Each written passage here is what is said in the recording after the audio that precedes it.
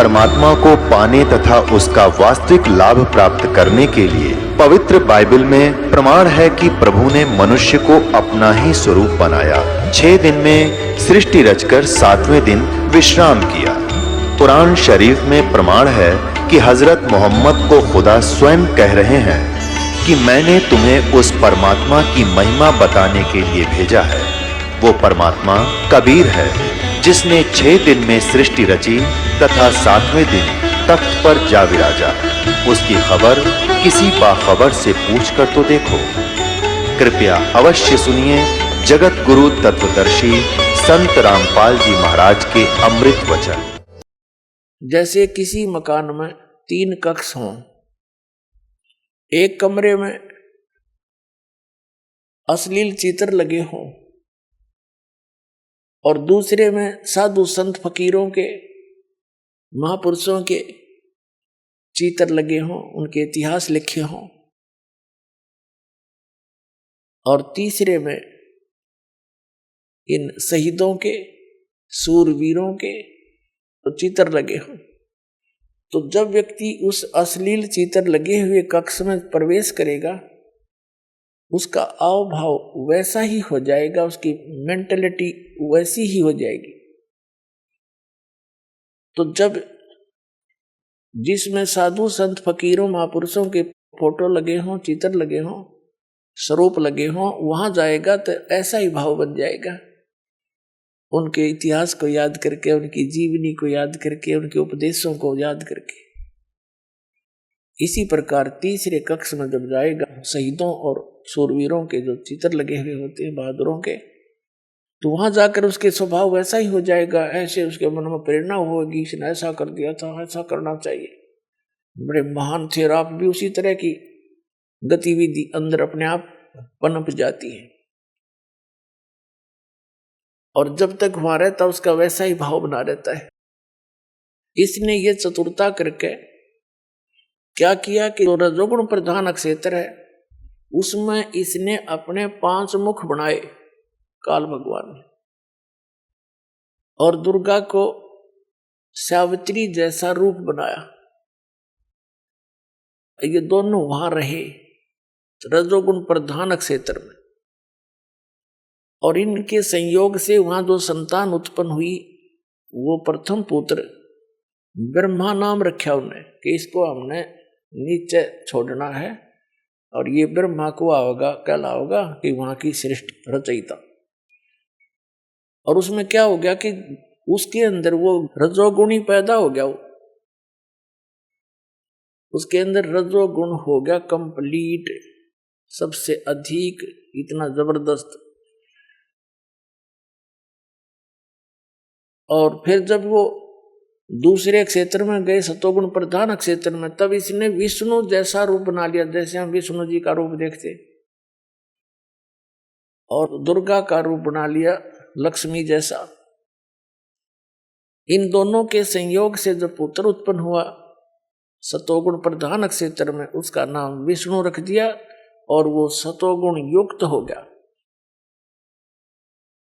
तीसरा स्थान इसने बनाया वो तमोगुण प्रधान, उसमें इसने अपने पुत्र, जैसे आप देखते हो शिव ऐसा रूप बनाया, और दुर्गा को पार्वती जैसा रूप बनाकर वहां रहे। वहां जो इनके संयोग से पुत्र उत्पन्न हुआ वो तमोगुणी हो गया, शंकर भगवान कहें जिसको शिव जी कहते हैं। अपने आत्मा जैसे मिर्च है, मिर्च, और मिर्च के अंदर गुण है कि मुंह फूके, इसने मिर्च कह ले चाहे मुंह फूकनी कह ले, सीधी सी बात का गुण है इसके अंदर। तो इन ब्रह्मा कह ले चाहे रजोगुण कह ले, विष्णु कहो चाहे सतोगुण कहो, शिव कहो चाहे तमोगुण कहो। और हमारे सदग्रंथ भी बताते हैं कि यही 3 देवता हैं और यही 3 गुण हैं। और ये स्वयं स्वीकार करते हैं, अपनी दुर्गा माता से कहते हैं कि आप हमारे ऊपर इतनी दया दिखाते हो, फिर आपने मुझे तो तमोगुण बना दिया, क्यों बना दिया? इनको मालूम है हमारे अंदर से क्या क्या प्रेरणा हो रही है और क्या क्या अप्रभाव कर रही है। अब क्या होता है कि जैसे मिर्च है, इसमें मिर्च कहो चाहे मुंह फूकनी कह लो, मुंह जलाने वाली, तो इसके अंदर गुण है। तो ये कंप्लीट सारा कुछ, वो गुण कहो चाहे मिर्च कहो, वो न्यू का न्यू है। उसका छौंक लगता है रसोई में और छींक आती है तीसरे कमरे में बैठे आदमियों ने। मूल वस्तु रसोई में, उसके गुण ने प्रभाव डाल दिया तीसरे कक्ष में, जो कि वहां 50 फुट की दूरी पर था। अब इसका कारण क्या है कि उसके गुण ने वहां जाकर दबाव दिया और उन्हें छींक आई। उसके बस की बात नहीं छींक रोक ले कोई। तो ऐसे ही ये भगवान तीनों को फिर क्या किया, इनको अचेत कर दिया बाल अवस्था में। जुन सा भी पैदा होता गया और जब 2-1 वर्ष का जानन जोगा हो उसको अचेत कर देते, कोमा में डाल देते और उसको परवरिश जारी रखते। जैसे देखा है, एक व्यक्ति कह रहा था कि हमारे रिश्तेदार का एक लड़का इकलौता पुत्र कोमा में जा रहा है और 10 वर्ष से कोमा के अंदर है और नली से उसमें दूध डाल देते हैं, दलिया डाल देते हैं और टट्टी पेशाब खूब ठीक करता रहता, उठा उठा कर डाल देते हैं, नवाते हैं। तो ऐसे ये इनकी परवरिश करी, इनको अचेत रखा ताकि कहीं इनको पता ना चल जाए मेरे जाल का। काल कहता है। तो जब ये युवा हुए, विष्णु जी को लिटा दिया, क्योंकि इसने रचना पहले कर ली थी। विष्णु जी को लेटा दिया एक शेष नाग की सैया पे और उसके नाभि से कमल ऊपर भेज दिया। अब ये पता नहीं क्या कर दे, जादू जंत्र टाइप की ये सिद्धि होती है। उसके ऊपर विष्णु तो बेहोश पड़े हैं, अचेत है, उसकी नाभि से कमल निकल गया। वो जाकर ऊपर दूर स्थान पे उस पर ब्रह्मा जी को सचेत कर दिया। कैलाश पर्वत पर शंकर जी रखे हुए थे कोमा में, वहां उसको सचेत कर दिया। ये तीनों फिर सचेत कर दिए तो ये न देखा, इधर उधर देखा, कुछ भी नहीं दिखा। ब्रह्मा जी खुद कहते हैं मुझे नहीं मालूम है कहां से उत्पन्न हो गया, मेरा जनक कौन है, मैं कमल के फूल पर पाया अपने आप को। उस कमल से नीचे उतरा तो विष्णु बेहोश पड़ा, अचेत था। मधु और कैटब नाम के 2 राक्षस ब्रह्मा जी के पीछे पड़ रहे थे। फिर विष्णु जी के अंदर से एक युवती निकली, क्योंकि ये दुर्गा इनमें भूतनी की तरह प्रवेश थी, अन्य रूप बना के, जैसे किसी में प्रेत प्रवेश कर जाता है, बेहोश हो जाता है, और आकाश में विराज कर अपना रूप धारण कर लिया। तब तीनों इकट्ठे कर दिए और तीनों को अलग अलग स्थानों पर इनकी 3 राजधानियां बना दी, एक शिव का लोक, ब्रह्मा का लोक, विष्णु जी का लोक। ये वहां रहते हैं अलग अलग। फिर इन तीनों का विवाह कर दिया, अपने वचन से 3 पुत्रियां बनाई, अपने ही वचन से 3 लड़कियां बनाई इसने, सावित्री, लक्ष्मी और पार्वती नाम रख दिया।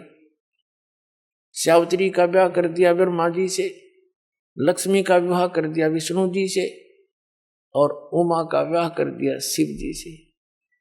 और तीनों को अलग अलग राजधानी दे दी और कहा जाओ तुम अपना अपना काम करो। ब्रह्मा से सृष्टि होगी, विष्णु से सतिथि और शंकर संहार कराया करेगा। बताइए क्या मतलब हुआ? एक तो पैदा करे, एक पाल दे, एक मारे, यह बड़ी सतिथि थारा व्यवस्था हुई। इसलिए इस काल को श्राप लगा था। वहां पर परमात्मा ने कहा था जोगजीत रूप में कि आज के बाद तेरा नाम काल होगा। तेने लड़की के साथ जुल्म करने की चेष्टा की और 1 लाख मानव शरीरधारी प्राणियों के शरीरों का तो नित आहार करेगा, सूक्ष्म शरीरों का, और निकल जाए यहां से। तो इसको वो अपनी गलती से इसका बीमारी लगी, उसके लिए इसने हमें यहां मनुष्य रूप दिया। ना मनुष्य रूप भी ना देता, मनुष्य शरीर देता ही नहीं। इसको पता ये भी डर है कि मनुष्य शरीर के अंदर ये भगवान को पहचान सकते हैं, इसलिए इसने नकली संतों को की भरमार कर रखी है, गली गली में, गांव गांव में भेज दिए मिसगाइड करने वाले। भक्ति करें तो गलत करें, आस्था भगवान से खत्म हो जाए इनकी, ये चाह नहीं को बताने भी आवे तो भी भगवान की बात सुने नहीं। कलयुग में विशेषकर इसको भय ज्यादा रहता है, क्योंकि इसने वायदा किया था परमात्मा से कि कलयुग में आप कितने ही प्राणी ले जाना, सतयुग त्रेता द्वापर में कम जीवों को पार करना। जब परमात्मा यहां आए थे जोगजीत रूप बनाकर अपने पुत्र का सर्वप्रथम। अब आप देखते हो पूरा चीन नास्तिक हो गया। वो पहले बड़े डिवोटी थे, महात्मा बुद्ध के चेले थे उनके पूर्वज। महात्मा बुद्ध इस काल की फटपेड़ में था, उसको भी काल की फेंट लगी थी। बड़ी पुण्यात्मा था, स्वर्ग से सीधा जन्म मनुष्य का हुआ था। तो जो स्वर्ग से सीधा मानो जीवन प्राप्त कर लेता है एक व्यक्ति, कोई बहुत ही पुण्यकर्मी प्राणी होते हैं, लाखों में एक, करोड़ों में एक, तो वो राजा के घर भी जन्म ले लेता है। राजकाज भी उसको अच्छा नहीं लगता, क्योंकि जिस स्वर्ग का उसको आभास है, जिस सुख का, वो वहां नहीं है।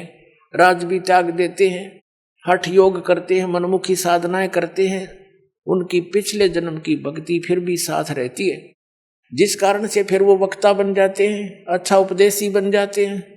जनता उनको एक अच्छा व्यक्ति महापुरुष जानकर उनके पीछे लग जाती। तो महात्मा बुद्ध जी के द्वारा बताई गई जो साधनाओं से, पहले जो महात्मा बुद्ध से नाम लिया, उपदेशी बने, शिष्य बने, वो पुण्यात्मा थे। वो व्यक्ति सारे उस समय अपने सभी पृथ्वी पर तकरीबन, और उनके कार्य अपने आप सरा करते थे, उनके प्रारब्ध के ही कर्म प्रफुल्लित होया करते थे, कोई विशेष कष्ट नहीं था उनको, अच्छी आत्माएं थी। तो ये सोचा करते थे महात्मा बुद्ध के द्वारा दी गई साधना से हमें लाभ हो रहा, आगे चल के कर्महीन प्राणी होते चले गए कलयुग में, पिछले पुण्य साथ रहे नहीं, जिस कारण से उन्हीं साधनाओं को करते करते उस पूरे चीन में किसी को लाभ नहीं हुआ, सब ने लाभ होना बंद हो गया। तो सब नास्तिक हो गए कि कोई भगवान नहीं कहीं पर, छोड़ो इसको, फंड है ये। और काल ये चाव है कि नास्तिक हो जा, अब वहां कोई जिक्र करो भगवान का, चर्चा भी ना चालन दे, ऐसे बना दिए वहां पर अपने आत्माओं। जैसे ये राधा स्वामी पंथ, अरे सच्चा सौदा सरसा और जगमालवाड़ी वाला पंथ, डेरा, और ये जितने भी इससे संबंधित ब्रांच हैं, जनोद वाला, जय गुरुदेव, मथुरा वाला, या और ठाकुर जी जितने ये सारे, अरे निरंकारी, अरे आसाराम, अरे सुधांशु जी जैसे, अरे ब्रह्म ऋषि को आवे, कुमार स्वामी, इनका का पता नहीं। ये पुण्यात्मा अच्छी अच्छी आत्मा इनके पास जाती है, उनका इत्तेफाक से अपना संस्कार कोई अच्छा आ जाता है, नियमित ये बन जाते हैं। जितने सुख ये बताते हैं ना इनके चेले, इतने तो हम पहले भी प्राप्त किया करते, साला सरजाया करते, हनुमान के पुजारी थे, और कुछ भी मंत्र नहीं करते थे, इन्हें को जो मिल गया वो मंत्र कर लिया। ये था हमारा पूर्व जन्म का संस्कार फल रहा था। हम सोचा करते हनुमान जी कृपा करें, हनुमान जी क्या की कृपा करें, वो आप भगत थे। तो पुण्यात्माओं, इनको काल ने इसे काम ला रखा कि इनते फिर कुछ समय के बाद कुछ भी लाभ नहीं होना इन साधनाओं से। और कुछ वर्तमान के जैसे महापुरुष हैं, संत हैं, इनकी अपनी पुण्य कमाई पिछले जन्म की घनी हो है इनके साथ, और इनके वचन आशीर्वाद से छोटी मोटी राहत इनको मिल जाएगी, और उनके टैर की हवा कम हो जाएगी, दूसरा में डल जाएगी थोड़ी थोड़ी, ना वह काम करने जोगे ना वो रहेगा कितने जोगा। तो ये कुछ दिनों के बाद पूरा भारतवर्ष भी नास्तिक हो जाना था, यदि आज यह कृपा दाता की आपके ऊपर ना होती। तो आज का जो उद्देश्य सत्संग का, तो पुण्यात्माओं, आप अपनी गलती से इस काल के साथ आगे हम सभी, और फिर इन ब्रह्मा विष्णु महेश से फिर ये सारी सृष्टि, कुछ दुर्गा ने अपने वचन से की, कुछ इनकी गृहस्थी कर्म से, फिर आगे सारा ऐसे ये सारा जुगाड़ जुड़ गया। अब इसने बुला दिया भगवान को, ये स्वयं भी गुप्त रहता है, इसने कसम खा रखी है, प्रतिज्ञा कर रखी है दुर्गा से कि मैं कभी किसी के समक्ष नहीं आऊंगा, और मेरा भेद मत बता दिया, ना तेरी खैर नहीं है। या इससे बहुत डरती है, क्योंकि इसका कोई और संरक्षक रहा नहीं, अपने पिता ने छोड़ के हम सारे आगे, तो हमारा कोई वाली वारस नहीं है। ये हमारे साथ कुछ भी करे, कितना ही कष्ट दे, ये खुद बन बैठा यहाँ का संचालक। अब क्या क्या हो रहा है आपके साथ आपको पता नहीं, आपने ये एक परंपरा मान ली, विधान मान लिया कि ऐसा सभी के साथ हो रहा है तो होएगा। वो तो बात ठीक है, होगा तो होएगा, ना मानोगे तो भी होएगा। अभी तक तो ज्ञान नहीं था कि इसका कोई समाधान भी है, अब पक्का ज्ञान हो गया हमें कि इसका 100% समाधान है, बहुत आसान है। वो कैसे है? इस दास के पास आओ, चाहे पूरा विश्व आ जाए, और ये सत्य ज्ञान प्राप्त करो। आपके बच्चों को भी इस मार्ग से जोड़ो। यदि आप पिता हो, माता पिता अपने बच्चों के लिए अपना सारा जीवन न्यौछावर कर देते हैं उनको सुखी देखने के लिए। जिस माता पिता को ये ज्ञान हो जा, तो फिर वो अपने बच्चों को इस तो बाहर नहीं रहने देगा। जैसे सर्दी गिर रही हो और माता पिता को पता चले, आंखें खुले रात्रि में, और बच्चे ने रजाई एक तरफ कर रखी हो, पैर पूर मार के, तो उठ के जब उड़ाओगे उनको रजाई के और चारों तरफ से दाब देंगे कि सर्दी ना लग जाए बच्चे को, बेटी को, बेटे को। तो पुण्यात्मा, जिस माता पिता ने दीक्षा ले ली उसने तो रजाई ओढ़ ली, काल की सर्दी लग गए को ना, उस पर तो दुख का असर हो नहीं, और बच्चे बगैर रजाई के बैठे और उसी सर्दी में उसे घोर स्थान पर, भयंकर स्थान पर। तो अगर जिस दिन आपको ज्ञान होगा, अपने बच्चा ने भी रजाई उड़ाओगे, चाहे अपनी भी उतार के उड़ानी पड़ जाए, तो अपनी उतार के उड़ाने में भी कोई समझदारी नहीं, आप नमूनिया हो जाएगा, लेकिन बच्चों को भी रजाई की व्यवस्था अवश्य करेगा। तो यही आपसे प्रार्थना है कि अपने बच्चों को, ये बहुत पुण्यकर्मी प्राणी आपके घर में जन्म लेने लग रहे हैं। अब ये जितनी भी आत्मा आपके घर पाएंगी उपदेश के बाद, उपदेश से पहले भी आई है, वो भी अच्छी आत्माएं हैं, क्योंकि मानव शरीर मिला है।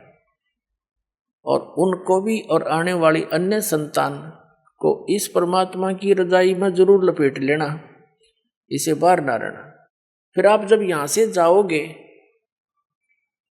आप यहां से जाओगे संसार छोड़कर, इस ज्ञान के आधार से आपकी आस्था इतनी हट जाएगी यहाँ की। अगर आपको कोई स्वर्ग का राजा भी बना होगा ना, आपने नफरत हो जाएगी हृदय से, नो नहीं कहने सुनते हैं, आपकी रुचि ना बने।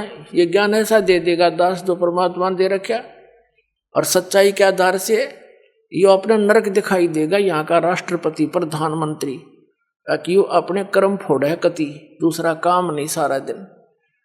और फिर आज तो प्रधानमंत्री राष्ट्रपति, और कल न पशु बन खड़ा हुआ। यहाँ तो हम इसकी स्टैच्यू लगा करके, मूर्ति बना करके फूल मालाएं डालते रहते हैं, और बगैर भक्ति के वो गधा बन के सैर सपट्टे कर रहा को मार के यहाँ। तो ये क्या की महिमा है?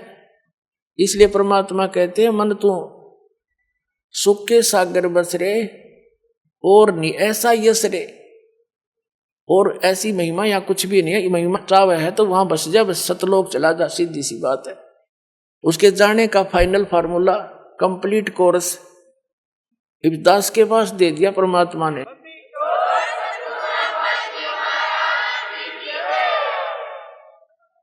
अभी तक तो जितने भी संत पंथ महंत परमात्मा के एक एक अंश को लिए बैठे थे,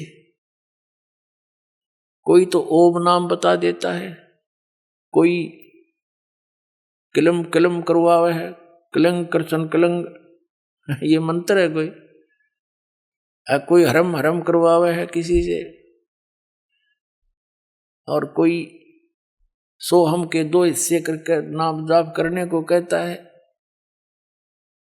कोई गायत्री मंत्र पर आश्रित किया हुआ है, कोई विष्णु जी को भगवान बतावे, कोई श्री कृष्ण जी को, कोई राम को, और कोई ब्रह्मा को, कोई ब्रह्म को। तो पुण्यात्माओं, हमें ज्ञान ना होने से हम अपने अपने उस परमात्मा के अंश को कंप्लीट गॉड मान रहे थे। जैसे एक समय 5 अंधे जा रहे थे, उनको पता चला कि गांव में हाथी आया है। पहले गांव में हाथी आ जाता तो बहुत बड़ी बात होया करती, सारे देखने आ जाते, इकट्ठे हो जाते, टोल के झुंड आते थे।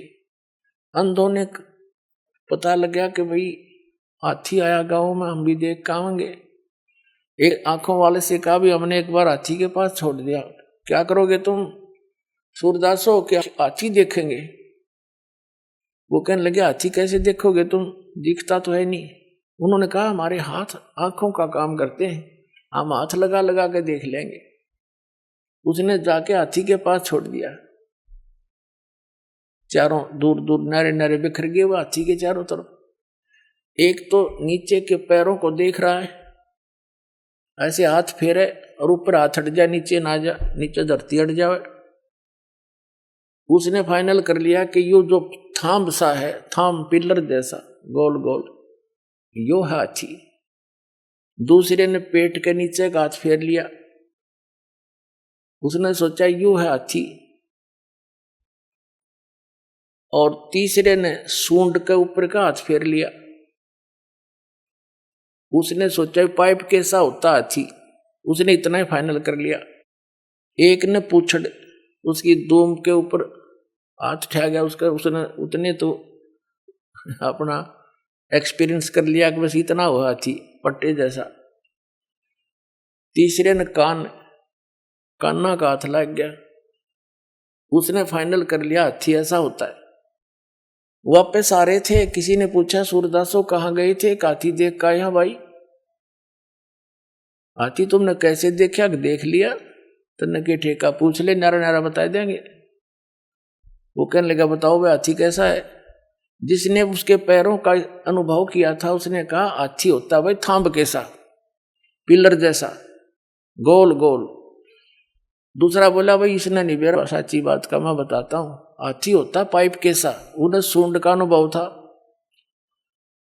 तीसरा कहता भाई इसने नहीं पता हाथी होता पट्टे कैसा, उसने पूछड़ का अनुभव कर रखा था।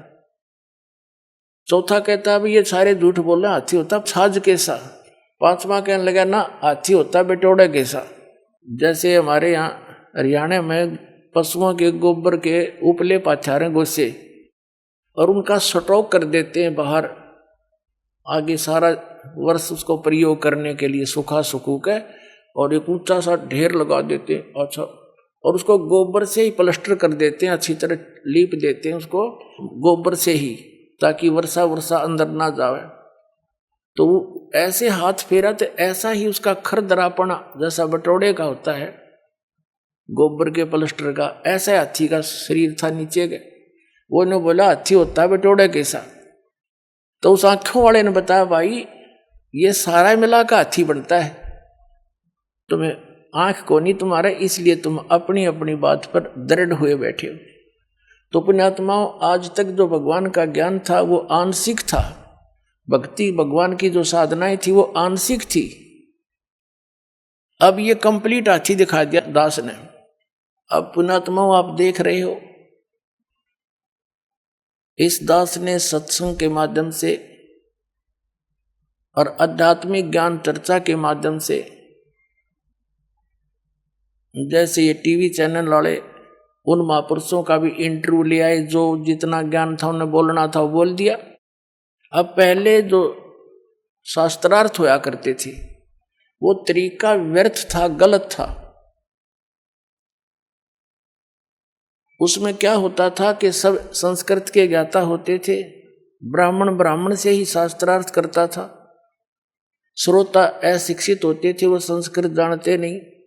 जिसने थोड़ी सी भी धारावाहिक संस्कृत बोल दी और श्रोताओं ने उसकी ताली पीट दी, विजयी हो गया, बस ये कोई बात थी। और फिर शास्त्रार्थ वो करेंगे क्या? दोनों अज्ञानी, एक से दो गणा ज्ञानी था वो सिलेक्ट हो जाता। जैसे मैं ऋषि दानंद के साथ, मैं ऋषि को अगर का पता नहीं इसने। अब क्या है कि अब परमात्मा ने सबसे पहले अपने को पहचानवाने के लिए आप जी को, इस परमात्मा ने सबसे पहले यह टेक्निक दी, इलेक्ट्रॉनिक मीडिया जिसको बोलते, और ये इंटरनेट सैटेलाइट बना के और ये सारा कुछ व्यवस्था करके प्रोजेक्टर तक की खोज करवाई। सदग्रंथों को हिंदी में उन्हीं इंजीनियरों से अनुवाद करवाया। अगर ये दास अनुवाद करता, इन सब का करना तो यही था, लेकिन किससे का यकीन नहीं होने दो ये नकली नौकरी से क्या पता संस्कृत आती है नहीं। और परमात्मा कबीर साहब के साथ भी इन्होंने यही अन्याय किया था, हमारे साथ किया था न्याय। कि वो कहते थे कबीर तो अशिक्षित है, ये जानता नहीं संस्कृत को, ये क्या जाने सत्य ज्ञान को, वेद और ग्रंथों के ज्ञान को। वो तो जानते, उन्हें भाषा की जरूरत नहीं थी। उसने भाषा की तो हमारे लिए जरूरत थी बताने के लिए, कौन सी भाषा में आप समझो, उससे हम बोल दिया करते थे। चीन में गए चीन वाली बोली, हरियाणा में हरियाणा वाली बोली उन्होंने, और पंजाब में गए पंजाबी बोली, क्योंकि वो पंजाबी में समझ सके। अब संस्कृत में करें जाओ गछामी गछामी, कौन सुनेगा, उसने क्या समझेंगे। एक भाषा विशेष है, थोड़ा ही विद्वान बन जाता है। तो इसी प्रकार उस समय उनकी दाल गलगी के कबीर जी अशिक्षित हैं, ये क्या जाने सदग्रंथों को। और आज यही दशा होती है, जब दास इसका हिंदी अनुवाद करके सुनाता, कोई ना मानो, तो परमात्मा ने दया करी, उन्हीं से अनुवाद करवा दिया। और कहते हैं चोर चुरावे तुमड़ी गाड्डे पानी में, वो गाड्डे वह ऊपर आवे, नो सच्चाई छनी ना। इन्होंने खूब अपने अज्ञान विधान से सदग्रंथों के अर्थ अनर्थ करने चाहे, लेकिन सच्चाई फिर भी ऊपर आई, ये छुपा नहीं सके। तो दास ने फिर ये क्लियर कर दिया, तो अब ये साफ हो गया।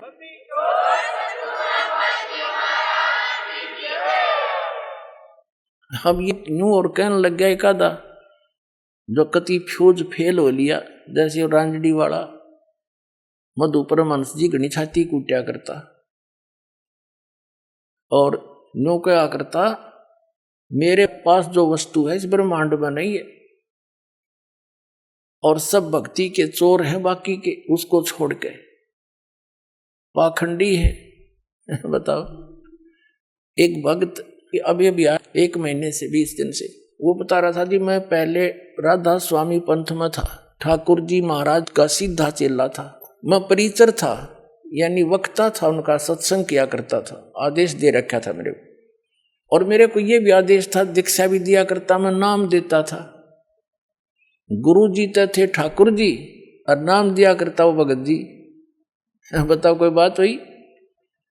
ऐसे ही ये जो सतपाल जी महाराज हैं, और ये इनके भाई जो बालोगेश्वर के हैं, जिसने प्रेम रावत अमेरिका रहता है, ये भी ऐसे ही करते हैं। और भी कई ऐसे प्रोसीजर अपना रखा है।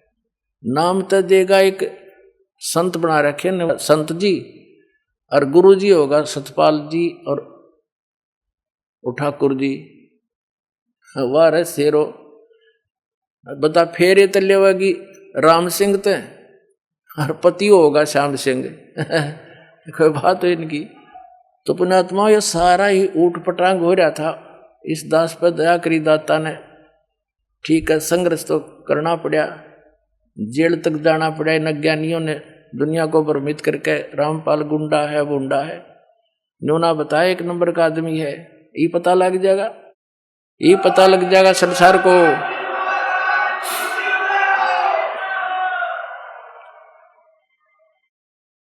तो इनका वो बता रहा था कि जी मैं वहां से छक लिया, 30 वर्ष रहा मैं वहां पर, 50,000 व्यक्तियों को मैंने वहां दीक्षा दे दी, और ठाकुर जी के जोड़ दिए राधा स्वामी वाली। फिर मेरा वहां से मन हट गया किसी बात पे, फिर टीवी देखा, इनका सत्संग सुना श्री मधु परमहंस जी का, अच्छा लगा। कुछ उनसे हटकर बात थी थोड़ी बहुत, नाम नूम दीक्षा दीक्षा वह हूं तो मैंने वहां दीक्षा ले ली। 2 वर्ष से वहां मैं जुड़ा हुआ था श्री मधु परमहंस से, जम्मू वाले से। फिर कुछ दिन के ही बाद आपका सत्संग भी आता था, वो भी सुनने लगा मैं। अब 2 वर्ष से मैं आपका भी सत्संग सुन रहा था, और वो अपने सेकंड गुरु जी का भी सुन रहा था, श्री मधु परमहंस जी का। और हम ये सोचा करते थे, हमारा ग्रुप था सैकड़ों का, हम ये सोचा करते भी दोनों अपने आप को नो कहें जो वस्तु मेरे पास है किसी के पास नहीं। अब हम निर्णय कैसे करें? या तो जब बात पड़े ये दोनों आमने सामने हो किसी दिन, हम नो सोचा करते। 10 दिन के बाद वह दया भी होगी, साधना टीवी पर दोनों आमने सामने। और सत्संग जब शुरू हुआ बड़ी खुशी हुई, हमने अगले आज दिन की दोनों की जो सच्चाई सामने आ जाएगी। मैंने सब जगह फोन लगा दिया, जो श्री मधु परमहंस के मेरे साथी चेले थे, और सब ने अपने टीवी ऑन कर लिए, इधर उधर जाके इकट्ठे होकर बैठ गए सारे ग्रुप के ग्रुप। तो वो कह रहा था जी 3 घंटे प्रोग्राम चला,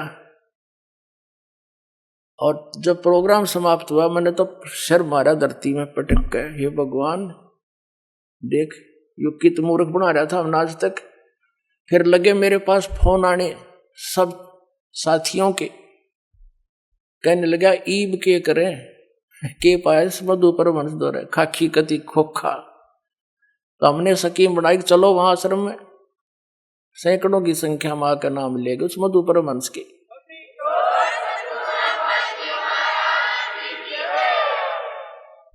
अब वो क्या कहता है कि मैंने आध्यात्मिक ज्ञान चर्चा करी है को नहीं, टीवी पर और सत्संग आता है इसका जी जागरण पे, उस पर एक नीचे हेडिंग लिखने लग रहा है, देख ये संत है, यानी आर को स्वीकार ना करके बकवादों में बढ़ गए। जैसे दो सही पहलवान हो और दोनों कुश्ती करते हैं और एक तो हारे जीते गए, एक ने दूसरे को हरा दिया, तो दोनों गले से मिलते हैं और हाथ मिलाते हैं और खुश होकर अपनी हार स्वीकार करता कि मैं हार गया, यू जीत गया। भाई सरेआम कहते वो है महान आत्मा, ये महान आत्मा है। सरेआम झूठ बोला नो, कहते आत्मिक ज्ञान तो हम करिए को नहीं। अरे सामने बोलने लग रहा। अब आध्यात्मिक ज्ञान चर्चा क्या चीज है? परमात्मा के बारे में आप कहीं बैठकर किसी से चर्चा कर लो, आध्यात्मिक ज्ञान चर्चा है। टीवी वालों ने उससे पूछ लिए जो प्रश्न पूछने थे, उनका उसने जवाब दे दिया। इधर से हमारे पूछ लिए, हमने जवाब दे दिया, दोनों चला दिए। और आध्यात्मिक ज्ञान चर्चा कौन सी हो भाई? अब इसका सिर घूम गया, अब इन्हें ठिकाना नहीं रहेगा इस पृथ्वी पर। देख लेना, या तो इन्होंने स्वीकार करना पड़ेगा और कहना पड़ेगा अपने चेलों को। एक व्यक्ति कह रहा था, नाम ले लिया उसने यहां आकर के, उसी का चेला था। वो बोला जी मैंने उनसे फोन पर बात करी उसी दौरान कि महाराज जी से बात कराओ। पहले बात करते थे, फिर बात करनी बंद कर दी। चेला ने उठाया फोन, तो वो कहने लगे कि अभी यू के पाया 4-5 साल मेरे खो दिए तुमने। अरे ये झूठ बोला इंद्री, कोई तो प्रमाण दिखा दो ताकि हमारा दिल डटे, हमें कोई शांति दो। ये 8 कमल बतावे, और संत रामपाल ने ये 9वां कमल कबीर सागर में दिखाई दिया। अरे यो 8वां कमल बताओ, शर्त ऊपर सवा हाथ है, किसे गए हाथ मार के देख लो है किते। छोटे में झूठ बोलने लग रहा। वो कहाँ 8वां कमल इसने सपने में भी ना बता। अरे यो 11वां द्वार बतावे, उन्होंने 12वां द्वार सच्चाई के साथ प्रमाणित कर दिया दिखा करके। यो मंत्र कौन से देता है? सतगुरु सतनाम रे कान में नो कहता है मैंने वही दिए हैं नाम जो परमात्मा कबीर जी ने धर्मदास जी को दिए थे। ये भी बोलता अपने आध्यात्मिक ज्ञान चर्चा में इंटरव्यू के दौरान। और दास ने दिखा दिया कि धर्मदास जी को कौन सा मंत्र मिला था, 2 अक्षर का सतनाम, और किस किस महापुरुषों ने वो 2 अक्षर के मंत्र जाप किया जिनको हम मोक्ष प्राप्त मानते हैं। उनके इतिहास दिखा दिया, उन्होंने भी यही नाम जाप किए थे जो दास आपको प्रदान करता है। वो मंत्र नहीं थे, वो गलत है। अब ये दूसरा आप देखो पुण्यात्मा, दास अभिमान नहीं करता क्योंकि मेरा अपना कोई बनाया हुआ इसमें कोई योगदान नहीं है। ये गॉड गिवन नॉलेज है, कबीर भगवान का दिया हुआ है। दास को तो इस योग्य उस मालिक ने बना दिया कि तू पहचान इनको, समझ सब सदग्रंथों को। बुद्धि भगवान ही देता पुण्यात्मा। यहाँ का कितना इंटेलिजेंट आदमी हो, एक कंप्यूटर बना के दिखा दो भारतवासी। अब कंप्यूटर किससे बनवाया? उसको कल परमात्मा ने दी, वो भी इंसान ही है। और गॉड गिवन परमात्मा ने बनवाया उससे ये कंप्यूटर, ये सारा कुछ जीव नहीं बना सकता। जीव अभिमान करे तो मूर्ख है। तो यह दशा दास की समझ लेना कि ये कंप्यूटर परमात्मा ने बनवा दिया दास का, और इसमें सारा फिर कर दिया। सबके इतिहास पढ़े, पवित्र ईसाई धर्म के व्यक्ति पवित्र बाइबल से परिचित नहीं, उनके गुरु तक परिचित नहीं, वर्तमान के जितने भी उनके वक्ता हैं। और पवित्र हिंदू धर्म के ये आचार्य शंकराचार्य हमारे सदग्रंथों, वेदों और गीता से परिचित नहीं, और पवित्र कुरान शरीफ से परिचित नहीं। मुसलमान धर्म के वर्तमान के काजी और मुल्ला, उसमें क्या लिखा है, सूरत फुरकानी 25 में क्या संकेत दिया है, उनको ये नहीं मालूम कि ये इनकम्प्लीट गॉड है जिसको आप पूर्ण परमात्मा मान बैठे हो। सूरत फुरकानी 25 आयत नंबर 52 से 59 में कुरान शरीफ का ज्ञान दाता अपने पैगंबर हजरत मोहम्मद को कह रहा है कि हे पैगंबर, तो इन काफरों की बात मत मानना, ये कबीर को भगवान नहीं मानते, वो कबीर है समर्थ शक्ति, और उसके लिए संघर्ष करना, इनकी बात तो मत आना, ये तेरे साथ कितनी बाधा पैदा करे, तू आगे अडिग रहना, इसका नाम संघर्ष है, लड़ना नहीं। और वो परमात्मा वही है जिसने 6 दिन में सृष्टि रची, 7वें दिन तख्त पर जा बैठा, वो सबका जनक है, उसी ने सब उत्पन्न किए। उसकी खबर किसी बाखबर से पूछ ले। इससे सिद्ध हो गया कि जो कुरान शरीफ का ज्ञान दाता है उसको मुसलमान धर्म अपना अल्लाह मानते हैं, और वो अल्लाह तो किसी अन्य अल्लाह की ओर संकेत कर रहा है। तो क्या ज्ञान है इनको, बताओ कौन है फिर वो अल्लाह? इस दास ने पाया वो अल्लाह, आओ बताऊंगा कौन सा वो अल्लाह, कबीर अल्लाह।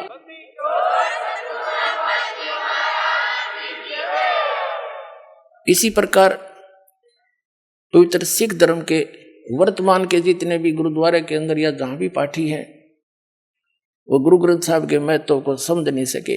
इस दास ने समझा कि वो कौन है, दानक रूप रहा करतार, कौन था वो बेई नदी में एक जिंदा महात्मा के रूप में उनके साथ आया था, और एकदम अंतर्धान करके उनको कहाँ लेकर गए थे, कौन थे वो, और कैसा वहां परमात्मा गुरु ग्रंथ साहब में लिखा है वो साकार है।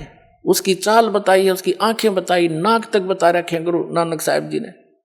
तो क्या जाना इन्होंने वर्तमान वालों ने इस सदग्रंथों को।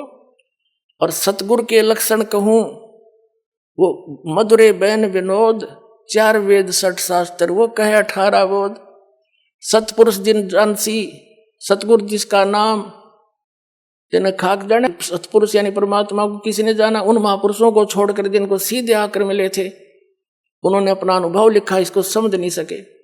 तो किसी भी वर्तमान के सभी धर्मों के जितने धर्म ग्रंथ हैं इस दास ने समझे और उनका समझ में नहीं आए। तो अब जैसे इन शंकराचार्यों के साथ ऐसे ही दया करी दाता ने आपके ऊपर करी ना, ये साची उपराणे ना जो सन 2009 में अक्टूबर में हमने इनके पास निमंत्रण भेजा था, प्रार्थना पत्र 4 शंकराचार्यों पर रजिस्टर्ड भी, और स्पेशल भगत भेज के उसे साइन करवा के लाए कि आप आइए आध्यात्मिक ज्ञान चर्चा सतलोक आश्रम बरवाला में करिए। इसी आश्रम में निर्धारित किया था, ये बन रहा था उस समय। वो क्यों आऊं भाई, वो तो एक महापुरुष मान रहे अपने आप ने, रामपाल एक बैठा कोण में, उन्हें अपनी बेइज्जती माननी होगी, लेकिन हमने उनके आसन उसन ला कर पूरी श्रद्धा से उनका व्यवस्था की थी, वो नहीं आए। 2 चैनल बुक रखे थे, साधना और जी जागरण, और 4 घंटे सत्संग दोनों पर रिले हुआ, नहीं आए, कोई बात नहीं, हमारा दुर्भाग्य था। अब दया करी परमात्मा ने, सद्बुद्धि दी इस साधना चैनल वाले पुण्यात्माओं को। पुण्यात्माओं धन है ये साधना चैनल जिसने इतना मदद करी हमारे इस परमात्मा के ज्ञान को आप तक पहुंचाने में। जिस भी चैनल पर चलाओ थे, तीसरे दिन हाथ खड़ा कर लेते, क्यों धमका दे इनको दूसरे, अब क्यों उनकी पोल खुल रही थी सबकी। ये आपके शत्रु है, मित्र नहीं है। सन 2003 में आस्था चैनल पर चला था हमारा प्रोग्राम, 6 महीने चला था, और सबके में आलण लग गया था। इन नकलियों को पता लग गया, इन्होंने तुरंत उसको धमका डरा कर बंद करवा दिया। हमने सिर पटक लिया, किसी चैनल वाले ने चलाया नहीं। फिर कुछ दिनों के बाद ये साधना चैनल नया नया खुला था, इस पर कोई गाहक नहीं था, हमने कोई ओटे नहीं था, हमारा नो जोड़ बैठ गया। तो इसने मुंह मांगे पैसे भक्ता ने दिए इसको, और ये चलाएगा। मालिक की दया है, लीला तुसी की। पहले इसका कवरेज बहुत कम थी, तो उस क्षेत्र के लोग खूब परिचित हुए। थोड़ी देर तक गालम गाला हुए, मारे गए फोन पे भी गालियां दें, क्या बकवास कर रहे हो, बंद करो इसको। तो बड़ा संघर्ष के साथ निकल के ऊपर आए हैं पुण्यात्माओं। और अब जो भी सुना इस प्रोग्राम को, आंखों से आंसू गिरते हैं। कहाँ छुपी थी ये सच्चाई, कहाँ भूले बैठे थे हम भगवान को, आसपास भी नहीं थे दाता के। पहले जब भी हमारा ये सत्संग शुरू होता था साधना चैनल पर, और 10-20 फोन आ करते गाली देने वालों के, तुम क्या बकवास कर रहे हो, तुम ब्रह्मा विष्णु महेश के माता पिता बता रहे हो। ये भगत कहा करते जी ऐसे हो रहा, भी चलने दो, तुम बोलियो ना, भला बुरा सबका सह लो, आन दो टाइम। भगवान का बोला वो शब्द है, कोई मेरा अपना कहा हुआ थोड़ा ही है। प्रमाणों को देख देख कर सबके बुद्धि सेंटर में आ गई भाई सच्चाई तो ये है। तो इसी आधार से इन शंकराचार्यों से इन्होंने जाके इंटरव्यू लिया, बड़ी मेहनत करी, और फिर उसको चलाया दास ने। फिर उनकी धोती सारे की कख नहीं पाया। अपने आत्माओं एक इंटरनेशनल स्तर के चैनल है दोनों, जी जागरण और ये साधना। डिश टीवी पे यू चल है, एयरटेल पे यू, और बाकी बहुत स्थानों पर केबलों पर आता है। और सब पे आध्यात्मिक ज्ञान चर्चा चला दी। और उनके मुंह में जबान नहीं रहा, सदमा सा हो गया सबके, सांस नहीं काटते। बोलो बताओ, या तो मैं गलत कह रहा हूं तो बताओ, ग्रामपाल गलत कह रहा है बताओ कितने फ्यूज हो गए वो सारे। कहते हैं तारा मंडल बैठ कर चांद बड़ाई खावे, उदय भया जब सूरज का स्यों तारों छप जावे। और ज्ञान सब ज्ञानड़ी कबीर ज्ञान सो ज्ञाने, जैसे गोला तोब का अब करता चले मैदाने। अब ये सब मैदान छोड़कर भाग गए जितने संत हैं, बोलते क्यों ना, जवाब दो। तो इससे बुद्धिमान समाज समझ जाएगा कुछ दिन में कि कख नहीं इनके पास, और बुद्धिमता इन महापुरुषों की ये होगी। ये स्वयं कह दें भाई कोई बात ना। देखो वही सदग्रंथ हैं जिनको मान्य मानते थे, उन्हीं में प्रमाण दास ने दे दी। ये सच्चाई है तो इन्होंने भी कहना चाहिए इस बात को। और कोई इसमें हार जीत नहीं होया करती, हार जीत तब मूर्ख आदमी बनाया करे। हम परमात्मा के बच्चे हैं, सारे कष्ट पा रहे हैं यहाँ पर, और इनका बहुत बड़ा उपकार हो जाएगा जब अपने मुंह से जल्दी कह देंगे ना, तो सब समझ जाएंगे वे सचमुच सच्ची कहे हो। क्योंकि कुछ एक संतों ने तो ये कह दिया है कि रामपाल की पुस्तक नहीं पढ़ना, रामपाल का सत्संग नहीं देखना। तो क्या वो मित्र है उनके? वो तो दुश्मन है।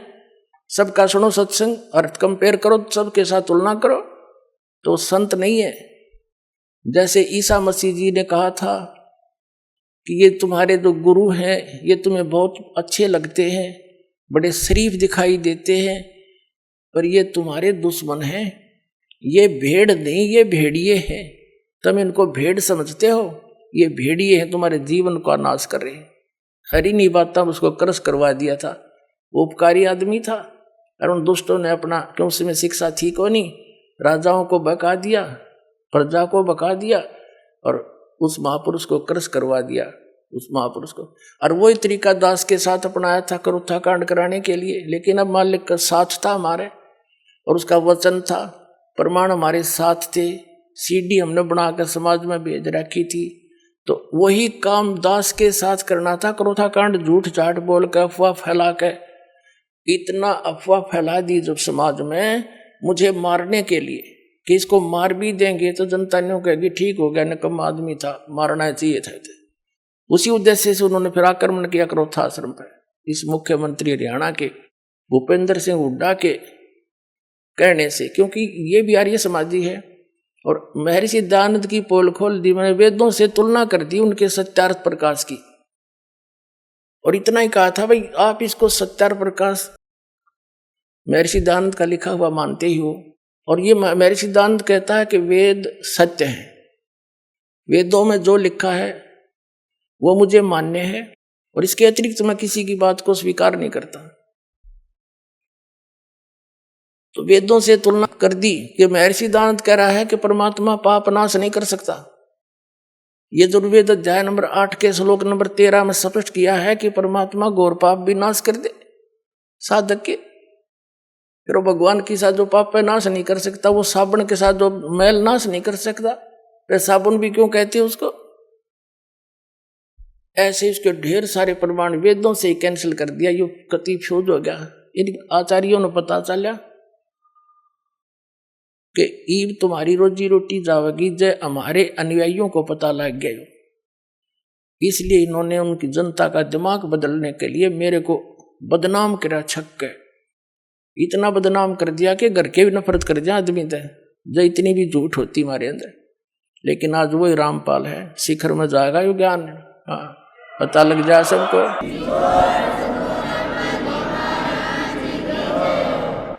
तो ये अब ये सफल नहीं हो सके। एक तो साथ कबीर समर्थ शक्ति हमारे है, और हम कति सारी साची और प्रमाणित बता रहे हैं, जिस कारण से ये ईब सांस घोट कर बैठ गए, बिरानी क्वित पहुंच गए, आसपास भी नहीं है। आसपास का मतलब है जैसे आदमी के बारे में कोई बात कही जाती है तो उत्तर देव है, अन्यों कह देवे रामपाल ने यह झूठ बोल दी, तो हम फिर उसका दोबारा उत्तर दें, भाई नहीं देखो ये प्रमाण है, ये ठीक हो। इनके साथ तो वह बन गई। एक व्यक्ति बता रहा था, नो बोला हमारे गांव में एक भैंसा घनांडी पाक रहा था, और उसने गांव में कोई दूसरा भैंसा छोड़ा नहीं, उसको मार कूट कर सीमा से बाहर छोड़ के आया करता।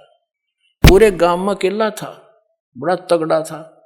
एक बार क्या हुआ कि ये हाथी लेकर आते हैं ना मांगने वाले, एक हाथी लेकर आ गए गांव में, और हमारे गांव में जोड़ खोद रखा था तालाब, उसमें बहुत गहरे गहरे गड्ढे बना देते थे गांव वाले मिलकर कि वर्षा होएगी पानी ज्यादा स्टोर हो जाएगा। और वो भरा हुआ था, कुछ नहर से भरवा दिया था, तो फुल था वो सरोवर। हाथी वाले आए, उन्होंने अपना सारा दिन गांव के नगर में कुछ मांगा मूंगी करी, हाथी दिखाकर वो दाने दूने कपड़े लेते, और फिर वहां बैठ के तालाब के किनारे आप खाना खान लग गए, और हाथी छोड़ दिया उस तालाब में। हाथी गहरा गहरा पानी था, उसमें खूब मस्ती मारा, उसके अंदर लौट रहा गर्मी में। हाथी का थोड़ा सा सिर दिखा और सूंड थोड़ी सी दूर इतना दिखा। वो जोटा आ गया भैंसा पानी पीने के लिए दोपहर में। अब उसने हाथी का थोड़ा सा सिर दिखा बाहर, जोटे ने सोचा दूसरा जोटा कैसे आ गया जो मेरी जो डायरेक्शन में। वो बता रहा था कि वो जोटा चला पानी में उस हाथी की तरफ, तो इसको मारूं टक्कर, अब इसको करूं ठीक। हाथी ने भी देख लिया कि वो आ गया तेरे निकट। हाथी उस बाहर निकला, उस खड्डे से एकदम बाहर खड़ा होगा, और जोटा नो देखो, और उसके मुंह पर मारा पानी, फर सूंड में भर रखा था। उन्होंने बताया था कि वो जोटा वहां से दौड़ा था सपेट को सुती स्पीड थे, और 3 किलोमीटर 4 किलोमीटर हमारी सीमा है दूसरे गांव की, उस सीमा ते पार जाकर उसने पीछे मुड़ के देखा, तो और गांव के लोग ने देखे भाई इसका कोई पीछे भी नहीं लग रहा, और यूं इतना कसूता बाजा क्यों जा है, सीमा पार कर गया। तो पता लग गया कि ऐसे ऐसे बन गई अंडी गेला। तो पुण्यात्माओं दास ने यू सारा हाथी दिखा दिया इन ताई। अब ये पता नहीं कहाँ जाकर डटेंगे।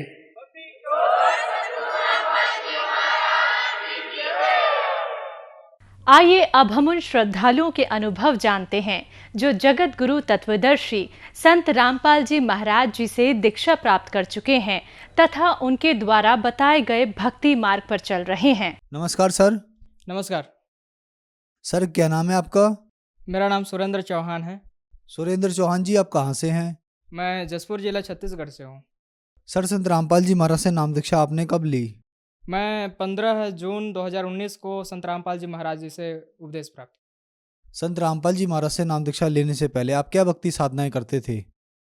संत रामपाल जी महाराज जी से उपदेश लेने से पहले मैं बचपन से ही दामाखेड़ा गद्दी से भी हम लोग जुड़े हुए थे, और जो बचपन से मैं जब से होश संभाला हूँ तब से हमारे पूरे परिवार जो है जो गुरु धारण कर चुके थे, उनके द्वारा जो भक्ति साधना बताई गई थी उसी को करते थे।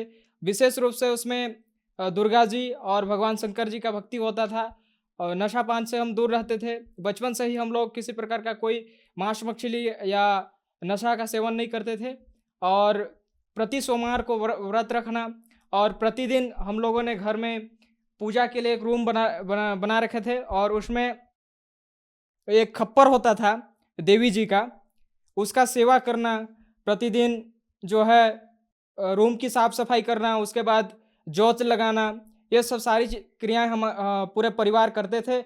और साथ में विशेष रूप से जितने भी देवी देवताएं हैं हिंदू धर्म में सभी की पूजा अर्चना करते थे। सर जैसे कि आपने बताया कि आप देवी देवताओं की पूजा करते थे और आपने दामाखेड़ा पंथ जो कबीरपंथी हैं उनको अपना गुरु बनाया हुआ था, तो फिर संत रामपाल जी महाराज जी भी कबीरपंथी हैं, तो संत रामपाल जी महाराज जी की शरण में आने का क्या कारण बना? हम लोग दामाखेड़ा गद्दी से तो जुड़े हुए थे पर उनके द्वारा जो बताई भक्ति साधना थी उसे करते भी रहते थे और आनंदी चौका वगैरह घर में सारा क्रियाएं हम करते थे, लेकिन उनको करने से भी हमको किसी प्रकार का कोई लाभ नहीं होता था। घर में बहुत सारी परेशानी ये सारी चीज़ें लगे रहती थी। मेरी माताजी को गंभीर रोग था, उनका खून उल्टी होता था, पेट के अंदर का नस फट जाता था। कई बार हम लोगों ने डॉक्टर को भी दिखाया। हमारे अगल बगल में जितने भी दवाई बनाने वाले मिले सारे लोगों से हम लोगों ने जंगली जड़ी बूटी भी करवाई और डॉक्टर को भी दिखाए, लेकिन किसी प्रकार का कोई लाभ नहीं हो रहा था। ये हम दामाखेड़ा में जुड़ने के बाद की बात है और उसी के साथ में हमारा ये मानना था कि दामाखेड़ा में जुड़ने के बाद में इतना तो है कि कबीर परमात्मा से ही मुक्ति मिलेगी, ये तो हम जान रहे थे, किंतु सांसारिक सुख नहीं होने के कारण और घर में विशेष विभिन्न प्रकार का समस्या होने के कारण हम लोगों ने और एक गुरु बनाया। वो गुरु था, वो उसका नाम जगमोहन पंडा था और वो पंडा ये जो धाम से संबंधित था। हर सोमवार को जाते थे, वहाँ पे व्रत उपवास करते थे और उनके द्वारा झाड़ फूक और वो जो खप्पर लगाना या घर में जो पूजा अर्चना करने की जो विधि बताए उस हिसाब से करते रहते थे। थोड़ी बहुत राहत होती थी, लेकिन वो 1-2 सप्ताह के लिए होती थी, उसके बाद किसी भी समस्या का हमेशा सॉल्यूशन नहीं मिल पाता था। तो हम लोग निराश थे, हताश थे और बहुत हम लोगों ने भक्ति साधना किया उसमें रह करके। हर नवरात्र को मेरे दादाजी और मेरी दादी जी जो है निर्जला उपवास करते थे, पापा भी करते थे, मम्मी भी करते थे। अब दुख था तो करना तो पड़ेगा, हम भी करते थे और मैं भी किया था। कई बार मैं तो बीमार हो गया नवरात्रि का व्रत करते हुए। शिवरात्रि का व्रत करता था, उसमें भी कोई लाभ नहीं होता था, लेकिन एक विश्वास थी कि आखिर हमारे पास तो रास्ता भी नहीं था, अब किसके पास जाएं, डॉक्टरी इलाज कराएं तो उसमें भी ठीक ना हो और उसमें थोड़ी सी राहत मिलती थी, तो हम उसी पंडा के बताए अनुसार क्रियाएं थोड़ा मोड़ा करते रहते थे, जो भी उसके द्वारा बताई जाती थी वो उस क्रिया को। अब उसमें भी लाभ नहीं होते रहता था। अब 4 माह 5 माह ठीक होगा मेरी माता जी का बीमार, उसके बाद फिर से वही हो जाता था, फिर वही पंडा आता था, घर में फूक झाड़ विभिन्न प्रकार की चीज़ें करता था और बहुत खर्चे हो जाते थे उसमें भी। हर 6 माह के बाद में वो झंडा बदलवाने की जो विधि थी उनके द्वारा, उसमें भी बहुत खर्चे हो जाते थे। वो सब चीज़ों को हम करते रहते थे। सर फिर आपको संत रामपाल जी महाराज जी के बारे में जानकारी कहाँ से मिली? मेरे रिश्तेदार में संत रामपाल जी महाराज जी के जो उपदेशी थे पहले से। बात ऐसा था, मेरी दादी एक दिन उनके यहाँ गई हुई थी घर में। अब अचानक से मेरी दादी के पेट में दर्द हुआ, तो मेरे जो रिश्तेदार थे वे बोले कि संत रामपाल जी महाराज जी का जो दंडवत स्थान बना हुआ है वहाँ जा करके दंडवत कीजिए, ऐसे करके। तो मेरी दादी गई और उनको दंडवत प्रणाम की संत रामपाल जी महाराज को, तो वहाँ से उनको लाभ हुआ, वो दर्द कम हो गया। तो मेरी दादी आई और घर में हमको बताई कि ऐसा ऐसा हुआ वहाँ पे करके। तो हम लोगों ने विरोध कर दिया, नहीं जाएंगे, हम लोग जो भक्ति साधना कर रहे हैं वही ठीक है, पता नहीं उनका क्या है। उसके बाद कारण ये बना, मैं गर्मी की छुट्टी काटने के लिए 8वीं का एग्जाम दे करके मैं मेरे दादाजी के घर में गया छुट्टी काटने के लिए, जो पहले से संत रामपाल जी महाराज जी के उपदेशी थे। और वहाँ पे जब गया तो किसी प्रकार का वे लोग ना टीवी चालू करके ना फिल्म देखते थे, ना किसी प्रकार का कोई मैच देखते थे, वे केवल सत्संग ही देखते थे संत रामपाल जी महाराज जी का। तो बैठ करके मैं भी देखता था। अब जब सत्संग खत्म होता था तो मुझे समझाता था कि ऐसे ऐसे लाभ हैं, तुम्हारी माता जी को इतने दिन से बीमार है, आप लोग कम से कम जो है संत रामपाल जी महाराज जी के शरण में आ जाओ, भक्ति करो, इनके द्वारा बताई जो साधना है उसको करके देखो। तो धीरे धीरे मुझे विश्वास होने लगा। अब उनके यहाँ जब तक रहा तब तक मैं सारा ज्ञान को समझने का प्रयास किया। जब मैं घर में गया तो मेरी दादी को फिर से मैं बोला कि आप ऐसे ऐसे बोल रहे थे, तो एक बार मम्मी पापा को संत रामपाल जी महाराज जी के शरण में भेज के देखते हैं। तो वे लोग 2017 में अंबिकापुर नामदान केंद्र से वे लोग नाम दीक्षा लिए और संत रामपाल जी महाराज द्वारा बताए गए भक्ति साधना को करने लगे। तो जो मेरी माता जी का जो बीमार होता था, जो 3 माह 4 माह में वो जो उल्टी होना वो बंद हो गया। तो मेरे दादाजी जो पुराने भक्ति साधना करते थे वो बोले कि इतना दिन हम लोग भक्ति साधना इसका करते रहे, किसी प्रकार का कोई लाभ नहीं हुआ। जो देवी देवता पहले जो थे और जो दामाखेड़ा से करते थे उनका, तो उनको इतना हम भक्ति साधना करते थे, कोई लाभ नहीं हुआ। और संत रामपाल जी महाराज जी के शरण में जाने से वे लोग सुखी हैं। तो दादाजी जो है जितने भी जो खप्पर वगैरह थे, जो पूजा की जो पुराना जो हमारा गुरु बताया हुआ था, वो जो सारा सामग्री को लेकर के जल प्रवाह कर दिया। जब लाभ देखा मैं, मेरी माता जी का बीमार भी ठीक होने लग गया, तो मैंने भी संत रामपाल जी महाराज जी से फिर उपदेश ले लिया।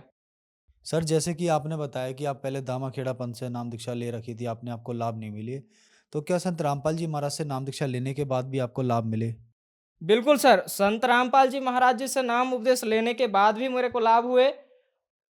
और वो लाभ ये हैं, मैं बचपन से मुझे शनि दोष था, मैं कभी गिरता था कभी पड़ता था। मेरे यहाँ पे सर में भी यहाँ पे चोट लगे हुए हैं, मेरे हाथ ये देख रहे हैं यहाँ पे गड्ढा हो गया है, कई प्रकार की है। मेरी जान जाते जाते बची, कई बार मेरा एक्सीडेंट होते होते बचा था। संत रामपाल जी महाराज से जब से मैं उपदेश लिया हूँ तब से मेरे साथ जो घटनाएं पहले होती थी, कभी गिर जाना कभी चोट लग जाना, ये सारी जो चीजें थी वो अब नहीं होने लगी है। सर संत रामपाल जी महाराज से नाम दीक्षा लेने के बाद आपको बहुत सारे लाभ प्राप्त हुए। आपने बताया कि आप पहले दामाखेड़ा पंथ में थे, तो दामाखेड़ा पंथ वाले भी कबीर पंथी हैं और संत रामपाल जी महाराज जी भी कबीर पंथी हैं। पहले आपको लाभ नहीं हो रहे थे और संत रामपाल जी महाराज जी के पास आके आपको लाभ हुए, ऐसा क्यों हुआ? दामाखेड़ा पंथ से हम लोग पहले से जुड़े हुए थे, लेकिन दामाखेड़ा पंथ में सही भक्ति विधि नहीं होने के कारण हमको किसी प्रकार का कोई लाभ नहीं हो रहा था।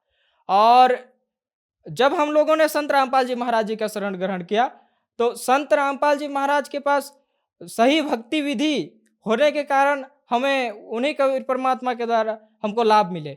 जो दामाखेड़ा कबीर पंथी हैं उनके पास वास्तविक भक्ति विधि नहीं है, वे लोग को कबीर पंथ का किसी प्रकार का कोई ज्ञान नहीं है। जो कबीर साहब ने धनी धर्मदास साहब को जो भक्ति विधि बताए थे, जो भक्ति साधना बताए थे, वो भक्ति साधना दामाखेड़ा वालों के पास नहीं है। और वही भक्ति साधना जो धर्मदास जी को कबीर परमात्मा बताए थे, वही भक्ति विधि संत रामपाल जी महाराज जी देते हैं, जिससे हमको लाभ हुआ और लाभ हो भी रहे हैं।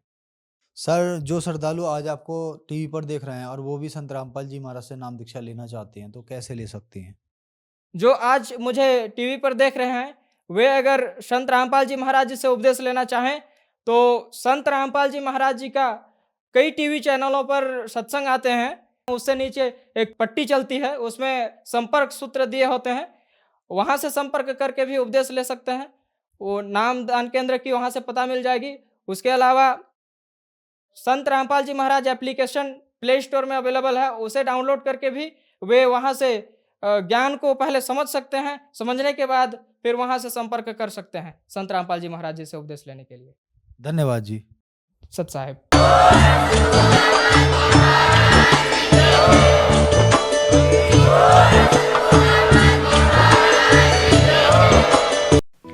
आप सुन रहे थे जगत गुरु तत्वदर्शी संत रामपाल जी महाराज के मंगल प्रवचन।